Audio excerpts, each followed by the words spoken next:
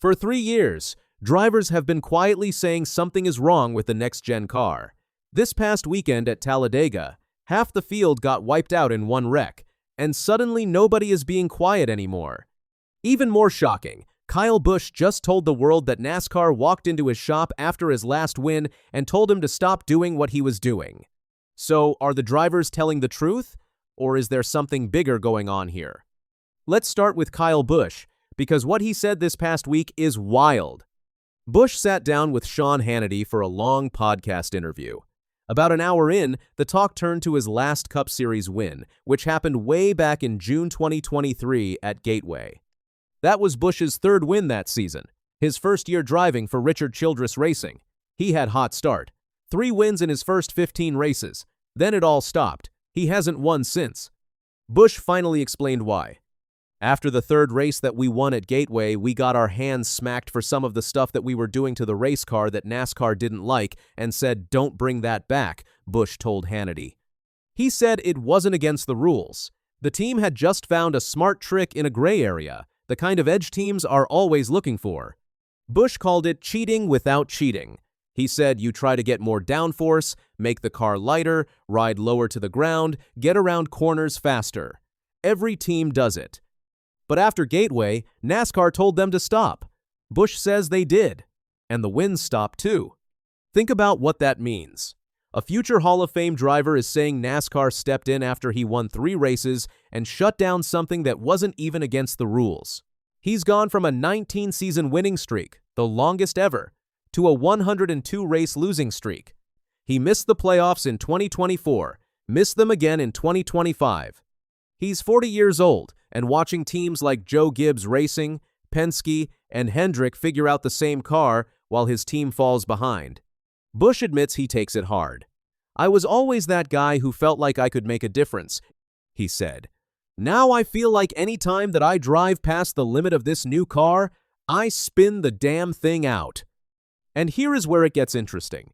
Right now in 2026, Tyler Reddick has won 5 of the first 9 races. That's prime Dale Earnhardt level numbers. Fans are already asking questions. Why does NASCAR shut some teams down and let others keep rolling? Busch's story makes those questions a lot louder. Now jump to NASCAR President Steve O'Donnell, who just made things even more interesting. O'Donnell went on the Door Bumper Clear podcast a couple weeks ago. When fans complained about the next-gen car, he didn't dodge. He said, "I agree with the fans in terms of where we can make improvements. That's huge. NASCAR almost never admits the car has problems." He explained why they built the car in the first place. Team costs were out of control. The new car was built to make racing cheaper. New owners came in. New teams started winning. But O'Donnell admitted the car has issues at intermediate tracks and at superspeedways. He said small tweaks were coming for Talladega, with bigger changes planned for January testing in the off-season. "We don't like it either," he said. And just days later, O'Donnell got promoted to NASCAR CEO.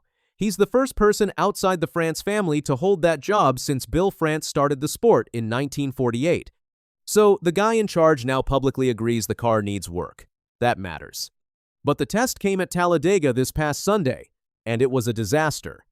NASCAR tried a fix. They flipped the stage lengths. The first stage was a long 98 laps. The last 2 stages were shorter, 45 laps each, so teams wouldn't need to save fuel late in the race. The idea was simple. Make them race hard at the end, instead of cruising around to save gas. Stage 1 went exactly how everyone feared. Boring. Half throttle. Drivers basically driving in a parade to save fuel. Then Stage 2 started, drivers actually hit the gas, and on lap 115, the whole thing fell apart. Bubba Wallace was leading. Ross Chastain pushed him from behind. Wallace got turned sideways, slammed into Cole Custer, and the whole pack piled in behind them. When the smoke cleared, 26 of the 40 cars were involved. Only 4 cars at the front got through clean. The race was stopped for almost 10 minutes. Wiped out. Kyle Larson, Joey Logano, Ryan Blaney, William Byron, Ty Gibbs, Bubba Wallace, and a long list of others. The drivers were furious, and they were not holding back. Joey Logano, a 3-time champion and 3-time Talladega winner, summed it up on the Fox broadcast. "What do you want? Save fuel or crash? Pick one." It's what it feels like right now. After the race, he was even sharper. "We've proven with this car we can't race each other without wrecking.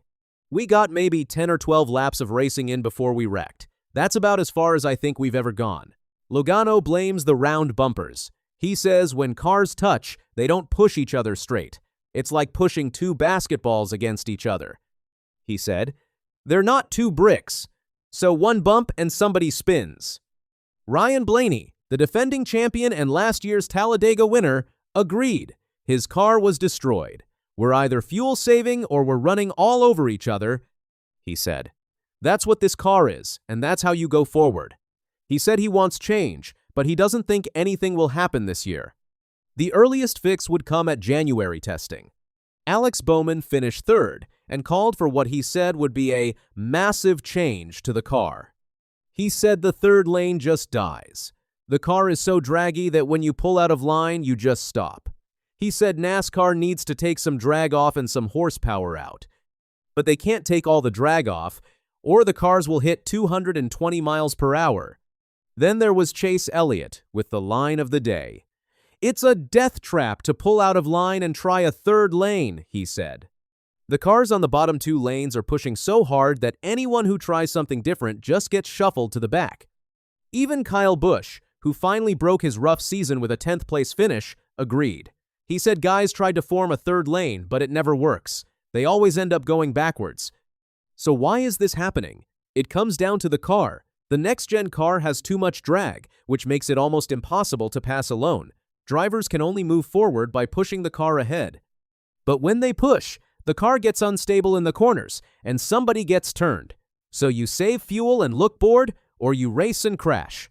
There's no middle ground. There's also the wheel issue. Veteran driver Ricky Stenhouse Jr. pointed out that the new single lug nut wheel makes pit stops super fast, like 10 seconds. So teams save fuel to skip stops and gain track position. He said until NASCAR goes back to 5 lug nuts, the fuel saving will never go away.